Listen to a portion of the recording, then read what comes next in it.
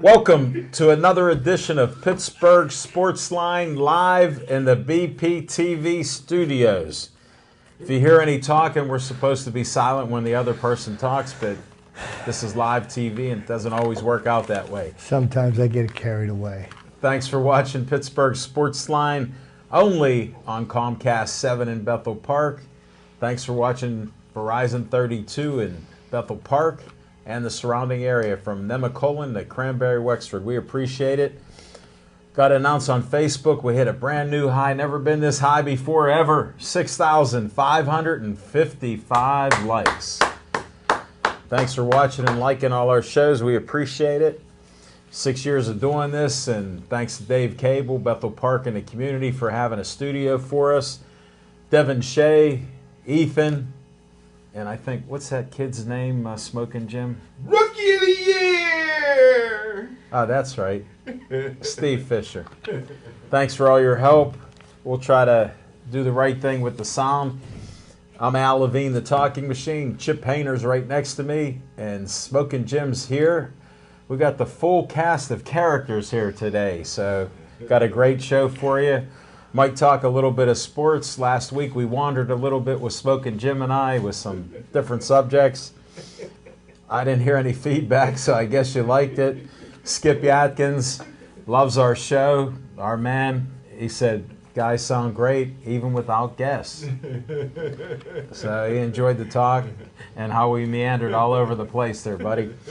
It's tough getting into that cranium of yours and what's in there. I don't know if we want to repeat some of that, but we'll do our best. Hey, I got some sponsors to bring up. First of all, thanks to Olive Oil's Pizzeria. That XL pizza and hoagie were delicious. If you listen real quiet, you can hear Smoking Jim chewing. We end each show with Stay Joey Strong. This is Joey Fabus, before DIPG and after DIPG, the Joey Fabus Childhood Cancer Foundation. Go there, donate some money. All the money goes to find a cure for DIPG, the brain cancer that kills you within a year. These kids that are diagnosed with it, they have less than a year to live, and it's just terrible. So good luck with that. The Historical Society of Bethel Park has the Schoolhouse Arts and History Center. It's right near the trolley on South Park Road. Check it out. Another 501c3. Great place. They had a small business thing a week or so ago, so a lot of people went to that. Heard it was a pretty nice event. Take care and check out the Bethel Park Historical Society. Now, if you need money for your group or organization in Bethel Park, I always tease Smoking Jim and Chip Hayner. Get that group together. You can get from $100 to $5,000. It's not happening with these guys. He keeps squandering and betting against the Steelers. Well, like I tell people, if you don't bet, don't start. And if you do bet, don't listen to Smoking Jim. Do what I do, is bet the opposite. And good luck with that. But the Bethel Park Community Foundation has money for you from $100 to $5,000. Go to www.bpcf.org, get an application, and you can apply and help your group do better things in Bethel. Dave Cable likes to have fun at my expense. He put my face with Uncle Sam. Uncle Al wants you for BPTV. Call 412-831-3304. Talk to Dave. See if you can come in here and help out with cameras, soundboard, any studio work on location, and even in here in the studio. So check it out. I want you for BPTV, 412-831-3304. Next, the opening segment of our show is sponsored by Skeets Lewandowski of Skeets Service Station. 7 miles away from here, right past Trax Farm, Mineral Beach, Skeets Service Station, 724-348-4715, right on Route 88. You can't miss them. They're red, white, and blue. Check that out. And he sponsors What's on Your Mind. And I got to try to ask Smoking Jim Frazier if he's done eating. What's on your mind? Thanks, Al Levine, the talking machine. And if you want the green, It's coming at you, high arc. you got to see Levine. Hey, Nice catch, Smoking. thanks. And I want to wish my good friend here, Chip Hayner, happy anniversary on air. Congratulations. Thank you, brother. Jim. Appreciate it. I second that emotion. Thank you, Alan. I appreciate it. You hit the jackpot there, but Yes, sir. and to answer Chip's question about winning state championships, before they had a state championship tournament, they would vote a team who would be a state champ, and Gateway was voted state champ 5 times. So this will be Friday. Will be the first time that they've entered the PIAA tournament. Oh, To you mean win the the state first time they championship. actually earned it. Chipper, you got They him. never played for a national championship either, and they were ranked number 3 in the nation one year. And you can see that down at the John Hines History Center. But what's on my mind? Were you on that roster? What's on my mind is Find out. WPIL championships. Got to give a shout out to. Well, first of all, here's an article I did in the newspaper. Ooh, it's in black and white. Too. What newspaper? The Pittsburgh Courier on the Amani Jeanette game, and Jeanette won that game 35-34. Question I have for you guys is, if you score a touchdown and decide to go for 2 and don't get it, are you still considered co-champs, or do you Say that lose? again. If you score a touchdown, Okay. And you're down by how many points now? now you're down by 1. Okay. So you can kick the extra point and go in overtime, Okay. or you can go for 2 and go for the win. Okay. But you got the same amount of touchdowns as the other team, and you decide to go for 2 and don't get it. Do you consider yourself co-champs? Or Not at all. No, you're not. You lost. Because you went for it all. It was either win or go home. Okay. Well, Hey, Emperor, you talk about players are pieces of meat. How do they keep scoring these games? Well, Whoever has the highest score wins. It's not by how many points you win. well, in my book, I guess close to co-champs, Amani Emperor. Christian Academy. Emperor. I mean, But, Amani Christian had an amazing season, and you know, tip your hat to them. You They turned just on came them up that mid-season. much. They came up that much short. Well, at least Because they you turned on at them least they mid-season. lost to my You former. turned on them mid-season. Well, my former college teammate there, Roy Hall, one of the Hall twins from Jeanette. Congratulations to Roy winning his first WPIL championship. Hey, by the way, And that was a good article. oh, thank you, sir. I read it. I I'm like- like you. I like the article better on the team because I like the team better. It's my second favorite team in the country is Quaker Valley. I love those. You kids. threw them under the bus last They're week. gonna No, win. Quaker Valley. I love those white kids. They're From gonna win 2-0 Sewickley. again. Huh? They're gonna win 2-0 again. Yeah. From Sewickley. You mean the hey, Sewickley kids you're supporting now. Defense wins championships. Just ask Baltimore Ravens next week. The Steelers are going to find out the hard way. Betting against the Steelers again. I'm betting on the Ravens. Yeah. Ray Pittsburgh's- Lewis isn't playing. You're Pittsburgh's all beat up. going to get to a point where you're not going to be able to bet enough money to break even. He's there. But anyhow, He's there. real quick, I don't want to take up too much time, but Oh, we got some time. I feel like I got to give Brady Walker a little credit What school's he from? for Gateway because he doesn't get any. This is a kid out of Pine Ridge named Phil Jerkovich, I believe, who's a great quarterback on to Notre Dame. But career-wise, thanks, buddy.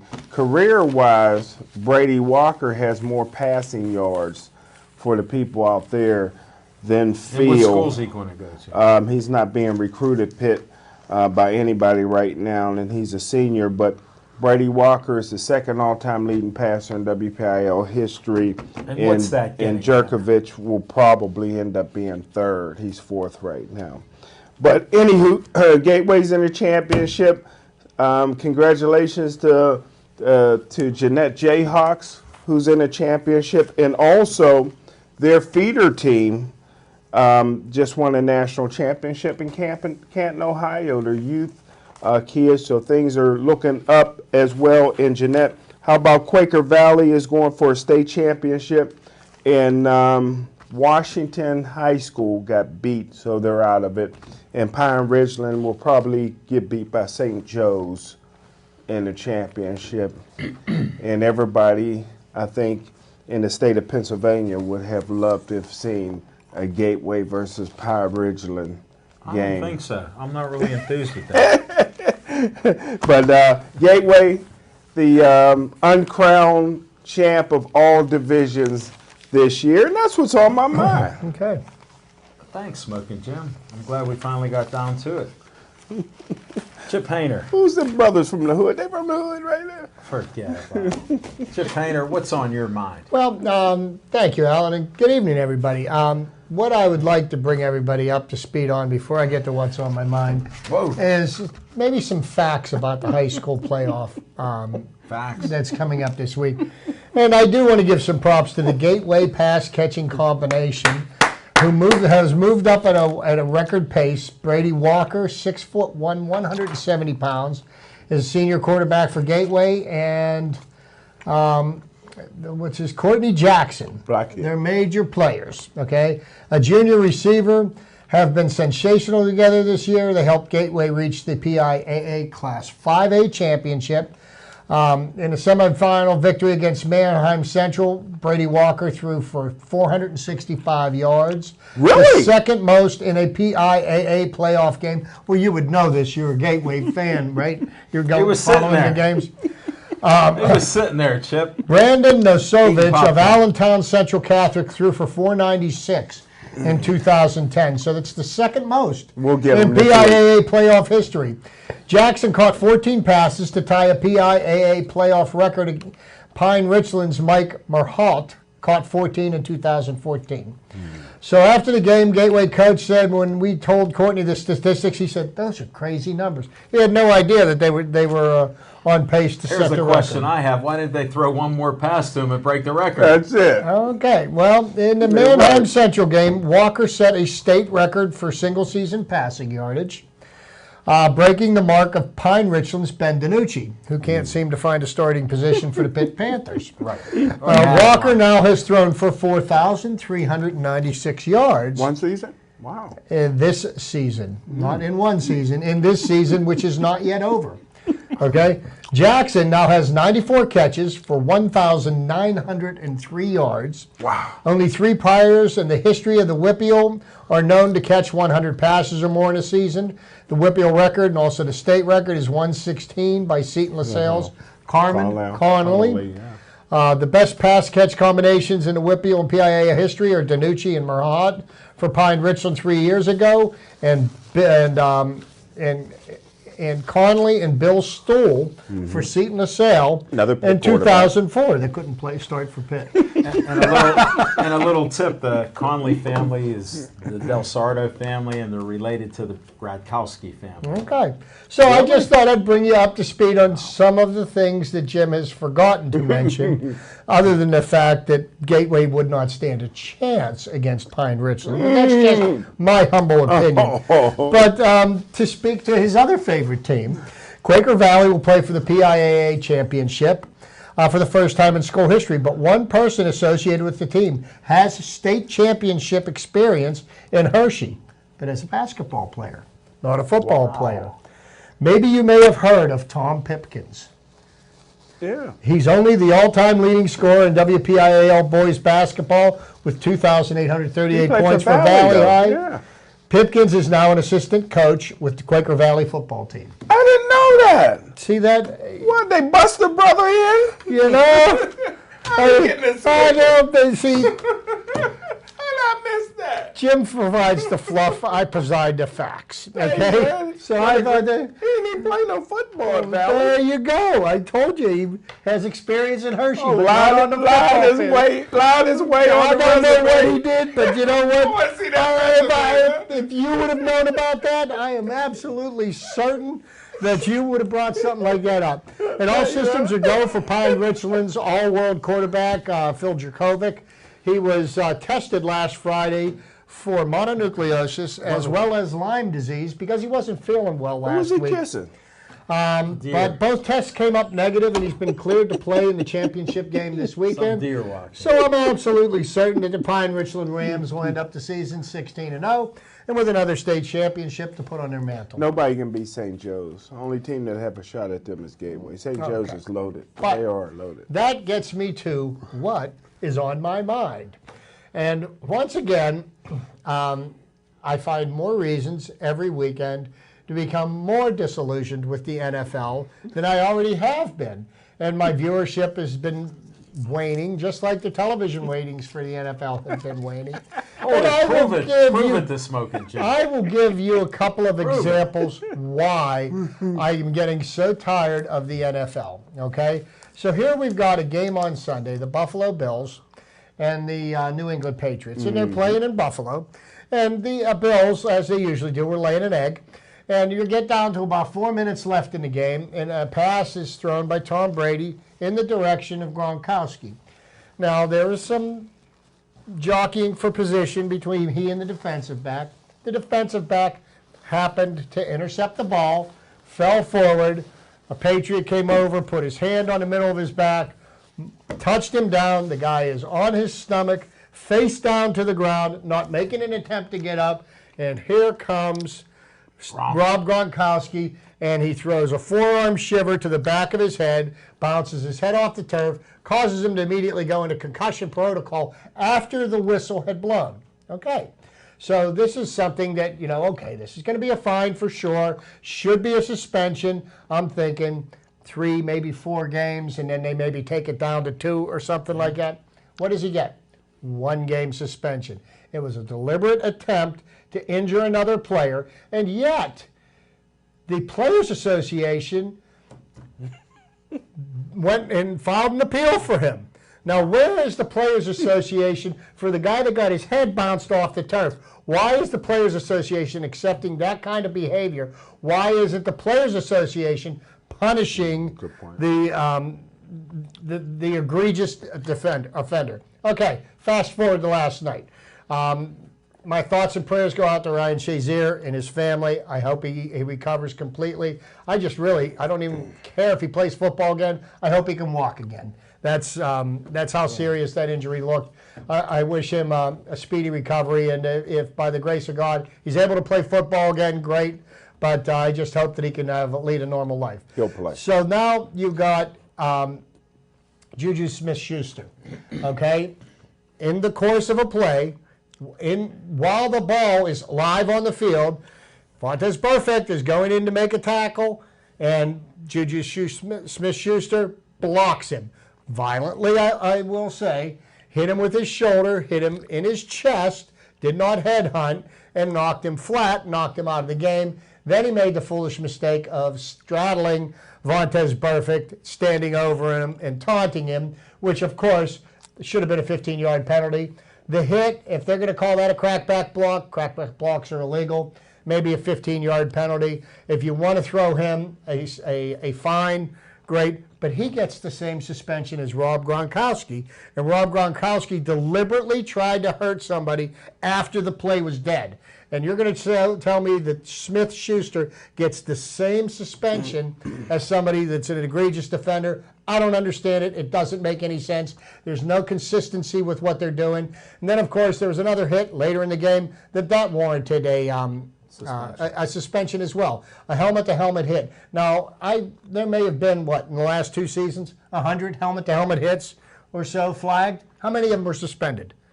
None? Okay, so why all of a sudden are these hits players being suspended when, you've got somebody that deliberately tried to hurt somebody, and if you watch that, there was specific intent to hurt somebody. He should have been thrown out of the game right there, should have been suspended more than 1 game. But I'm sick of watching that kind of BS on the NFL, and they need to get it right. That's what's on my mind this week, so take it away, Alan. Thank you, Chip. what's on my mind is the Steelers playing down to the level of their competition. I'm at home watching the game, 17-0. Go to my son. Smoking Jim's got to be betting that house on Cincinnati. He's counting his money right now. Oh, before the halftime, the Steelers score 3. I said, we got this game. Wow. That's all we needed. That's all we needed, because all of a sudden, all the passes Big Ben couldn't complete and throw to people. Now he's telling them, go here, throw there. They weren't on the same page. He was talking to Brown, and meanwhile he threw a bunch of passes to him. He called him over one time because the third down play, they weren't on the same page. Brown didn't even look around for the ball, and the ball was flying. But he did complete a few passes. For some reason, he can complete those long balls every so often, and we did get enough to win. And my son kept saying, you think we're going to win this? I said, yeah, wait till this last drive. I said, they left them plenty of time. Wow. And that's all Ben needed was the time to get there. Boswell did the job again as time ran out, kicked the field goal to win the game. Before that, we were 7-15 with losing records with teams over the last 5 years. So we got our 8th win out of like 23 games. So we played down to that level of competition. It was a shame with Shazier. It sort of took something out of the oomph of the play, and the defense needed him very badly because Medikevich come in. He got hurt. They had, I don't even know how they were relaying the plays in because you only got so many of those helmets with the microphone in it. So who knows what happened.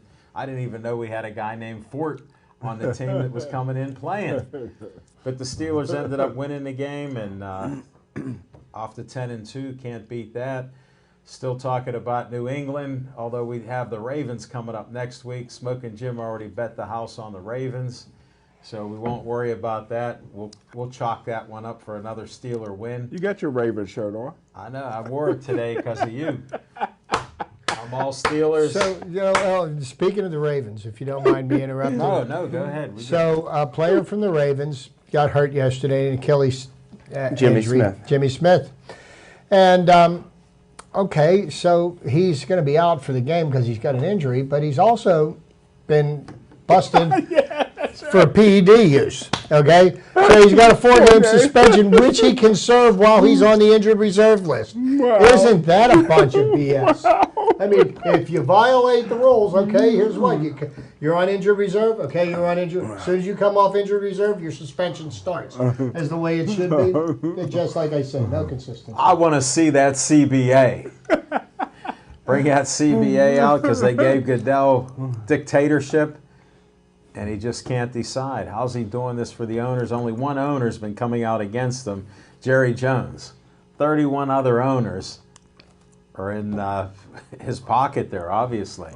So we'll see what happens with one this. One other question before we get to our next segment is Antonio Brown in consideration for league MVP? Good question. Good question. Something to think about, folks. On that note, we'll come back with Fiction and Fact from Smokin' Jim's Almanac.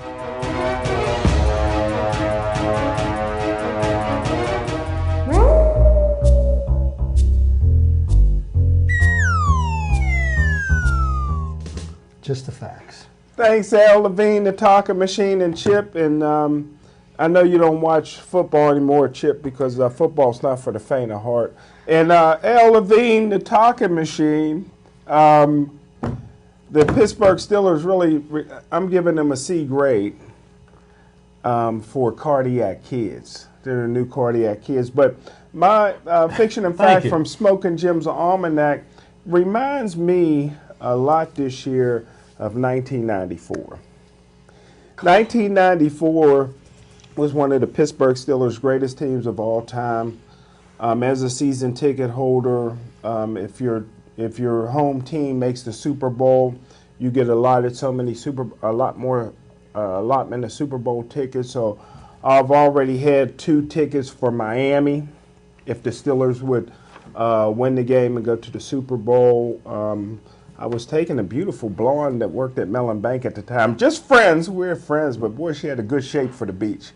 And so... Thanks for those details. Yeah, so the Pittsburgh Steelers, but if you looked at it, That team that year had a lot of warts, just like this team does. And it was overlooked. But that team's biggest problem was their head was big.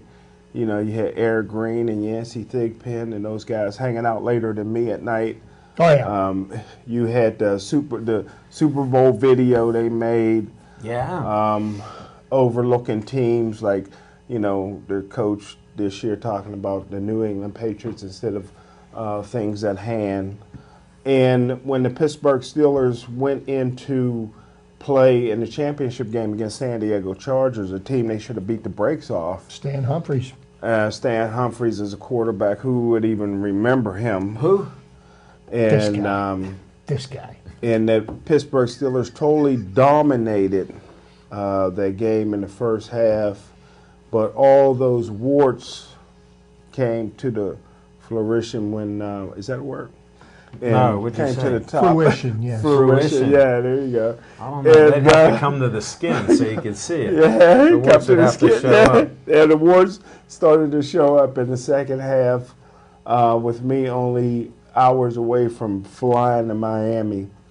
The Pittsburgh Steelers, the game was taken over by NFL hero Junior Seau, who took his life but preserved his brain for the study of CTE. And but he was a man possessed in the second half. Yes, he was. Barry Foster and Eric Green and those guys really didn't show up in the second half. Neil O'Donnell didn't play one of his better halves. And the Pittsburgh Steelers probably won one of the biggest upsets in AFC Championship history. Yes. Went down in flames to San Diego Chargers. So that's my fiction and fact from Smoking Jim's Almanac. Give a shout out to the Cardiac Kids, but also this is a team Wouldn't it I've been be saying. CC? May I make one comment? Let me just finish this last thing. That I've been saying all season long that this particular Pittsburgh Steelers team, although they're 10-2, there's a lot of warts on that team. Yeah, but go ahead, Chip. They are. 1994, the Steelers lost to the 49ers in the AFC Championship game here at Three Rivers Stadium, and then they promptly got the snot beat out of them by the San Francisco 49ers. Yeah. Who were 15-1 in the regular season that year. The only team that beat them was the Steelers. Went out to the West Coast and beat them. And if the Steelers would have beaten the Chargers, I think they were the only team that would have had a chance to beat Steve Young's San Francisco 49ers. They matched that up week. well with them. They did really because did. they beat them on their home turf and beat them fair and square. And that was the only loss that So that was one year when 18-1 actually meant something because the 49ers went 18-1 and won the championship, opposed to the Patriots who went 18-1 and won nothing. Yeah. And Prime Time was also on that team. You gotta get you like to get autographs. Get Prime Time's autograph next time you get time. I'll pass. Thanks, Smoking Jim Frazier, for your fiction and fact from Smoking Jim's Almanac.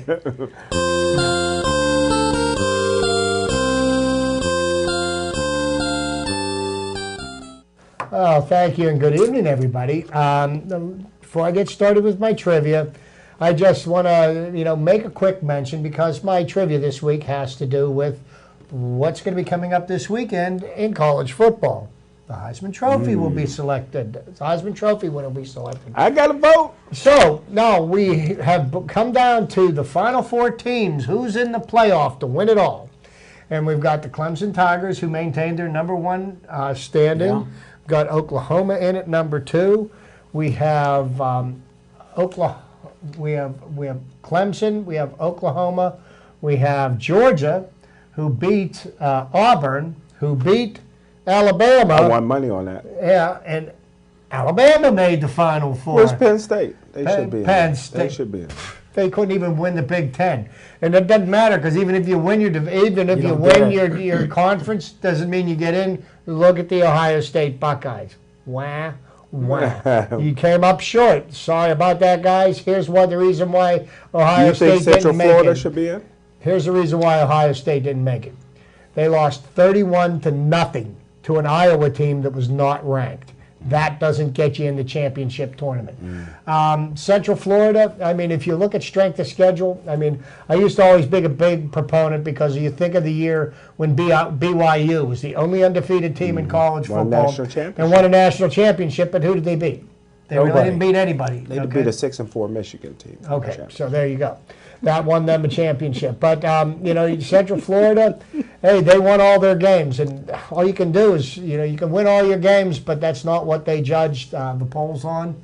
You know, the strength of schedule plays Sort of into like it. Smoking Jim with his top 10 list.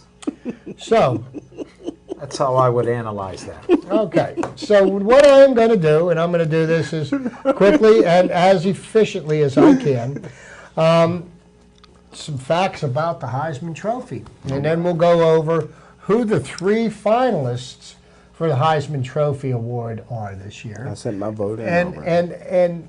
And then we're also going to talk about somebody who's conspicuous by their absence. Shocking. And not so much. But, you know, I'm shocked. the Heisman Memorial Trophy is named in honor of a longtime college football coach, John W. Heisman, who was also athletic director of the New York Downtown Athletic Club. The model for the trophy was Ed Smith, a player for New York University in 1934. Old Ed. Yeah, you know, yeah, he stood there. posed. How many hours did he stand there while they did that? I thought it was Des Bryant. No. The school with the most wins is Notre Dame. Ohio State with 7 wins, but one player won the award twice. Archie Griffin, yeah. the only player to win it twice. Tebow. There are 929 ballots, and sectional representatives choose 145 voters, usually sports journalists, in 6 regions across the country, for 870 ballots. Each former Heisman winner can vote, which there are 58, and there's one popular vote sponsored by Nissan every year. The first award, originally called the DAC Award for the Downtown Athletic Club, goes to running back Jay Berwanger, a senior at the University of Chicago. The award is renamed in 1936 in honor of John Heisman.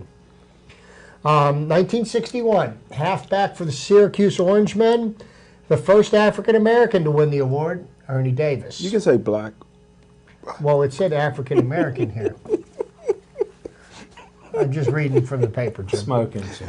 1968, the running Had to back bring the race car. is convicted felon O.J. Simpson from the University of Southern California. Notice how I didn't say murderer, but he was a convicted felon.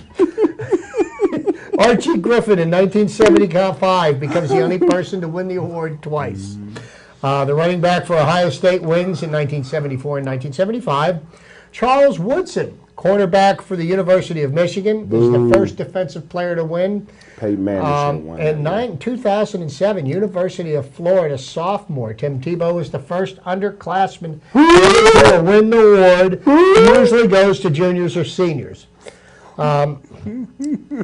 September 13th, 2010, the 2005 winner, Reggie Bush, forfeits his award after an investigation shows that he broke NCAA rules by accepting gifts and perks from would-be agents and Kim Kardashian.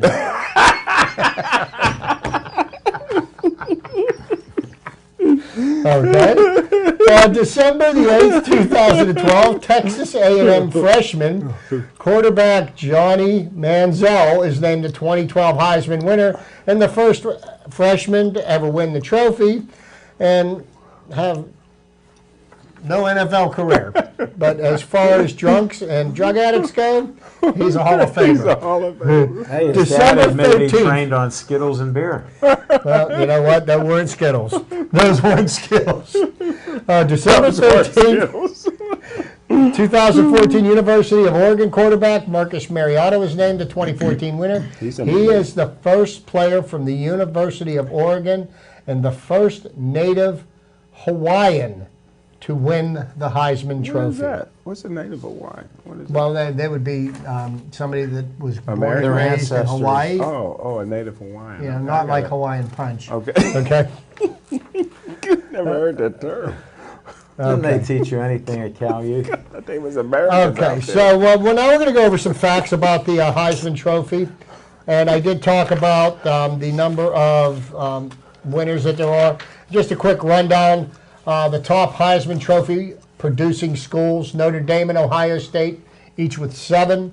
USC with 6. Oklahoma coming in third with 5. They're good to followed by Nebraska, Army, Michigan, Florida, Auburn, Florida State, each with 3. Don't Oklahoma got 6? That would be 5. See right Well, here? this year Baker Mayfield makes 6. The award hasn't been Okay. awarded yet. Okay. Alabama, Georgia, Miami, Texas, Texas A&M, Wisconsin, Yale, and Navy each have 2 wins. How many pick up? Just the one? Dorsett? Just the one, Tony Dorsett, 1976. Okay, Heisman Trophy winners in the Pro Football Hall of Fame. Ooh, there's a long list of Heisman Trophy winners, but there's not a long list of Heisman Trophy winners that have made the NFL Hall of Fame. Okay. Number 1, Doak Walker from SMU in 1948. Paul Hornung, Notre Dame in 1956. Gotta be in there. Heisman year, and he's in the Hall of Fame. Roger Staubach Before you for Naval Before Academy. you jump over Paul Hornung, he beat number 2 Jim Brown and number 3 Johnny Majors that year. Wow. 1, 2, 3. 3 good And ones. he was there. a known gambler. There you go. Roger Staubach at the Naval Academy in 1963. O.J. Simpson, nonetheless, from USC in 1968. Tony Dorsett, not Dorsett, Tony Dorsett. That's who he was when he played here for the University of Pittsburgh in 1976. Earl Campbell, It's a slave name. the Tyler Rose for the University of Texas in 1977. Marcus Allen from USC in 1981. That's right. Probably one of the best running backs I've ever seen in my life, Barry Sanders from Oklahoma State, 1988. And Tim Brown from Notre Dame in 1987. Those are your Heisman Trophy winning NFL Hall of Famers. There's so few. Can we predict the next one? Who'd be the next one to go on, you think? Well, we're going to talk about that. Let me get to it, okay? We think alike. You're putting the cart before the horse, my think friend. alike. Heisman Trophy winners that became NFL Rookie of the Year. I like That's that. even a shorter list. Yeah, gotta be. Tony Dorsett, 1977. Earl Campbell, 1978. Long list. George Rogers for the New Orleans Saints in 1981. That's right. Marcus Allen, 1982. Barry Sanders in 1989. And Eddie George in 1996. Put that in. Put that in the Hall of Fame. Okay, I already got these. Is that the Hall of Famers in the Pro Football? So now we're going to get down to the 3 finalists this year. And the 3 finalists this year would be Baker Mayfield of the Oklahoma Sooners, Lamar Jackson, who is the reigning Heisman Trophy winner from last year for Louisville, and Bryce Love from Stanford, running back from Stanford. Now, absent from this list happens to be Senquez Barkley. That's who I voted for. The Penn State running back, but the only problem Senquez Barkley had in his candidacy for the Heisman Trophy winner is you don't win the Heisman Trophy in the first 4 games of the year. You know, here's what happens. If your team's really good and you make it to your conference championship, you play 13 games. Okay? Baker Mayfield has put his team in a position to vie for the national championship. The Oklahoma Sooners are 12-1 and ranked number 2. And Baker Mayfield has been doing nothing but lighting up the skies for the last 7 or 8 weeks. As Baker Mayfield started taking off, Senquez Barkley started going down. And in the last 8 games of the year, he failed to crack the 100-yard rushing number in, I believe, in most of those games. So subsequently, he fell off the radar. Other people picked up the slack, and unfortunately, Barkley will play his last game for the Penn State Nittany Lions in a few weeks here, and I do expect him to go to the pros. Oh. He would be foolish not to go to the pros and play another year in college, and potentially, lose out on the money that he would get. I would play one more year if I was Barkley. Yeah, and then No he way. blows out his knee and he never plays again. And then He's not what does he have? I mean, college football players don't get paid that well. that we know of. But that's Chip's trivia for this week. We'll look forward to the Heisman Trophy announcement this Saturday night. They usually have like a 4-hour program that's painfully slow, and then in the last 5 seconds they announce the winner. Boomer Sooner. Yeah, but I look for Baker Mayfield to walk away with the hard there this year. Lamar Jackson just didn't have anywhere near the kind of year he had last year, and I just don't know if Bryce Love put enough on tape to warrant his election as this year's candidate. So I didn't vote for Baker because there's a clause in there for character, and I don't think he lived up to the character part of it. Well, we'll see. We'll see, because pretty much at this point, I'm sure the decision's already made. Yeah, he won. Everybody's filled out their ballots and everything, and now it's probably a closely guarded state secret. Thank you, Chip Hayner.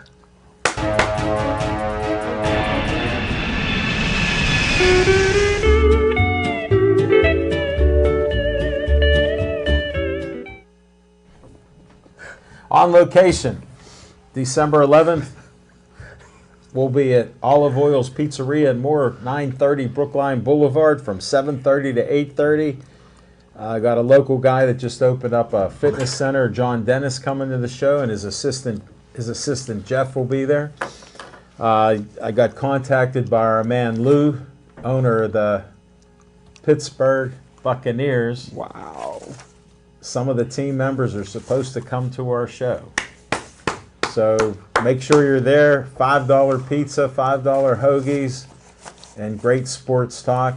Smoking Jim will be giving hand signals like you can't believe to these players. You have to come out to see that with the brother handshakes. That's what he calls it. So you have to see that. So we'll see what happens. Lou didn't get back to me with a count. I asked how many. He's working on it. So we'll see how many of the football players. They won a championship this year. Yeah. So it'll be exciting. Semi-pro football team. Very good. So we've had champions on before. So can't wait for this show. It should be an exciting show. And we start up about 7:30 to 8:30. Rookie of the Year said he'll be there running cameras. So all right. Figured I'd pump up Smoking Jim Frazier. We have an event for awards on Friday night, so we'll see what Steve Fisher gets there, and Devin Shea usually gets an award or two. Smoking Jim said he's going to make a grand appearance. I'll meet you there. Which that won't happen. We can just say that his GPS will not find the Bethel Park Community Center Friday night at 6 o'clock, but that's just where it's at. Thanks for watching our show, and continue to be fans of our show, so we appreciate it. But see you on location. Come on out. There's plenty of seating there, and we film a nice show out there.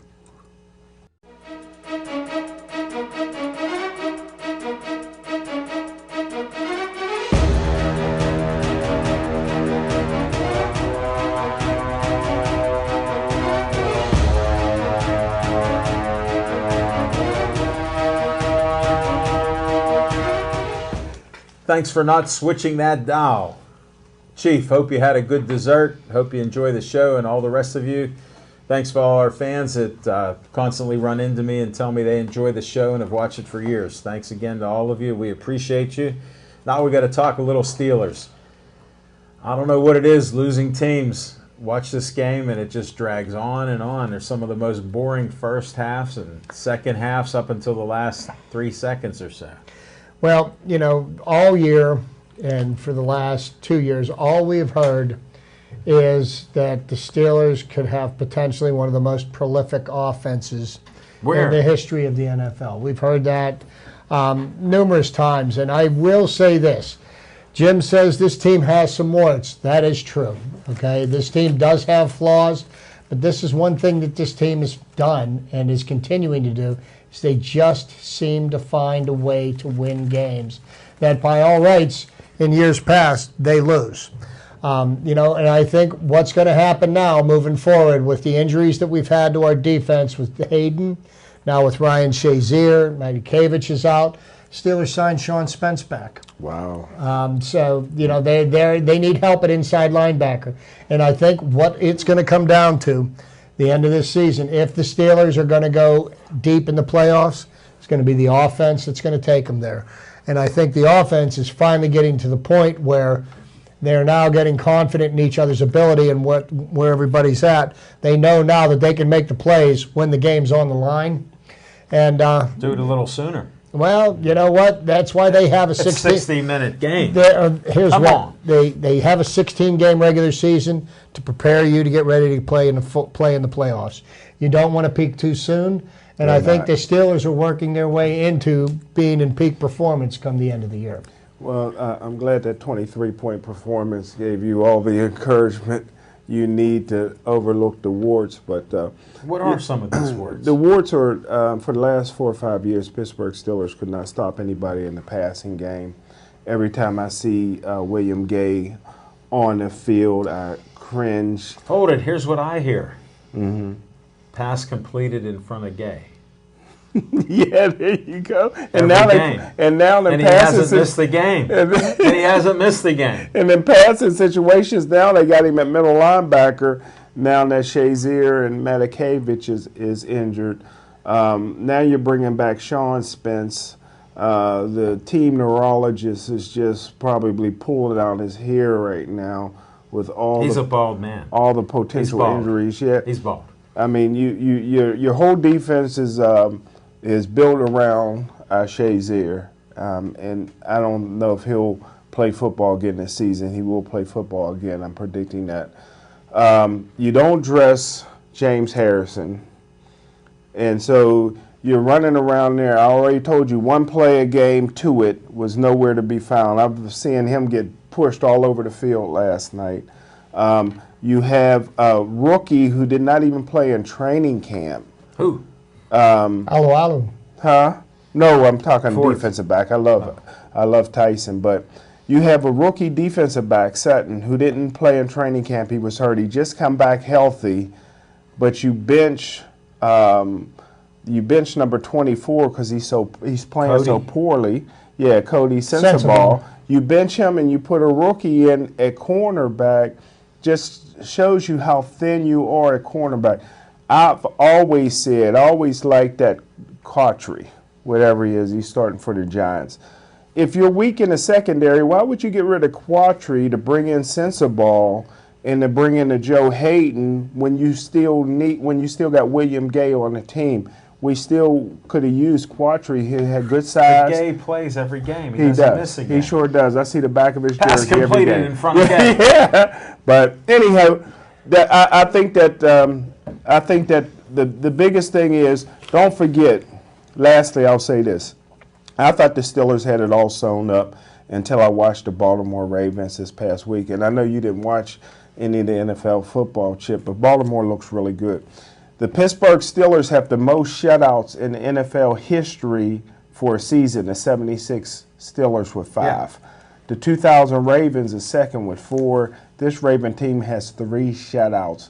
They're playing lights-out defense. I think that physically, Cincinnati and Pittsburgh beat themselves up. The Ravens has 7 wins. The Steelers have 9. If the Ravens beat the Steelers in New England, 10. Well, 10-2. Let me just back up 1 second on Baltimore. Okay. My count is off. You know who the lowest rated quarterback in the NFL is right now? Who? Flacco. Wow. Do you know what he's done since the Super Bowl? Nothing. He looked good this Well, past I mean, week. other than cashing his paychecks. Well, on the field. And I understand he's a real clothes horse, too. He really follows all the styles. Yeah. But, I mean, they got a problem there. I'll tell you the story. We were at the Marriott one time when the Ravens were playing the Steelers on a Sunday, and Suggs was down in the bar. And Ozzie Newsome was down there following him because they wanted the Suggs to behave himself. Wow. And here comes Flacco walking across the lobby in this outfit. We all just busted up laughing. Really? It was hilarious. And Suggs just said, well, what can you say? I mean, he just has no fashion sense. But that all being said, there is no way that the Baltimore Ravens have a chance to even accomplish anything. The Ravens, like almost a third of their team is on the injured reserve list. They're doing it with smoke and mirrors. They're not gonna come here and beat the Steelers. Sunday night. That's just not going to happen. Better It's snicker. going to be a knockdown, drag out. Better AFC.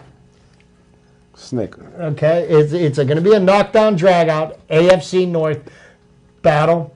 And here's what. Better eat the Snicker first. Here's what, you can go ahead, criticize the Steelers all you want.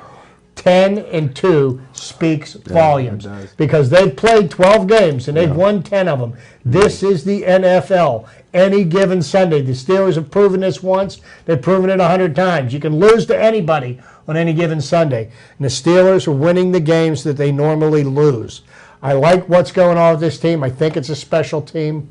I like the Steelers. What would the Steelers have to do for you to actually watch them play? Oh, you know what? How about not play a game at 8:30 at night? Okay? How about a 4 o'clock game? They're going to do it in a 1 o'clock game. You know what I mean?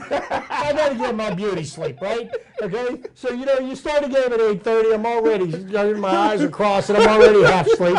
I'm sorry. I'm not staying up until midnight to watch anybody play football. Yeah, the game ended right before midnight last night. So I stayed up for the whole thing. You want to know? I mean, last Sunday after I got done work, I come home, I'm watching the Red Zone, okay? So I'm going from this play to that play, and I'm like, okay, I'm not really paying attention. It's just something on in the background. So, but, yeah, I did have the Red Zone on, but, I mean, it's just, the NFL just is all this stuff that has nothing to do with what goes on in the field is the stuff that I'm getting sick of. I like the game on the field itself, but, what's a catch? What's not a catch? Okay, we've had How about at a least fumble? What's a fumble? at least 5 times every weekend. Was it a catch? Wasn't it a catch?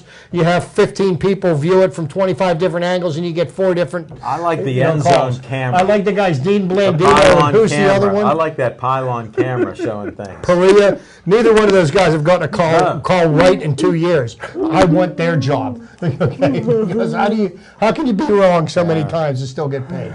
You tell me.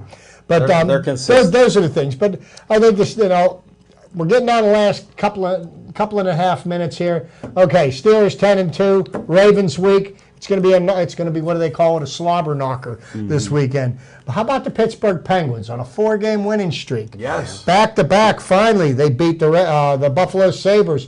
Friday and Saturday, Tristan Jarry is proving that he is a starting goaltender in the NHL, and it looks like he'll be an adequate backup to. He's very Murray. athletic. It even looks back to like how Fleury is an athletic guy, and Jarry was very athletic. And I understand Marc-Andre Fleury is going to be able to begin practicing for the first time in 2 months because he's been out with a concussion. Yeah, that's a shame.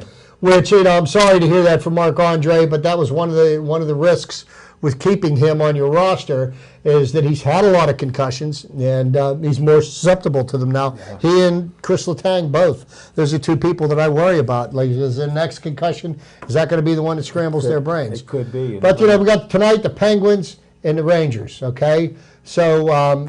They're going on right now. I'm sure Devin will shoot me an update with a score. Where is that? Because we haven't got one yet, and I'm not looking up my phone with a minute left. But we're just can't forget about the Penguins. I think they're finally starting to get it together. Repeat. I still expect a trade coming soon. Ian Cole is supposed to be on the chopping block. He may not be. They need him. We'll see. They also need a third-line center that can score. That's true. They have a lot of holes. They got a lot of new players who are trying to get that to work out. Sullivan's the guy that can do it. He makes them mesh very well. I like him as a coach. I like how he calls out the players when they don't produce and play the game the right way. He's very consistent on that, so that helps. Give him some leadership. We shall see what happens. Smoking Jim, anything else happen? Everybody in Bethel Park loves the Gateway Gators. Good luck, Gateway. I got to disagree with that. They don't even know where Gateway is. They hear they still recruit out there, but they don't know what they do. So Pitt's winning 31-24. Penguins and the Rangers, nothing. 8 minutes left in the first period. There you go. I got to get home and watch some Penguins. Me too. Get out of here. You're going to New Canaan. You're going to watch Pitt. He's going to New Canaan. Get out of here. Well, thank you for watching another show. We got a little loose here at the end, but we appreciate all of you, and thanks for watching Pittsburgh Sportsline. Stay Joey strong.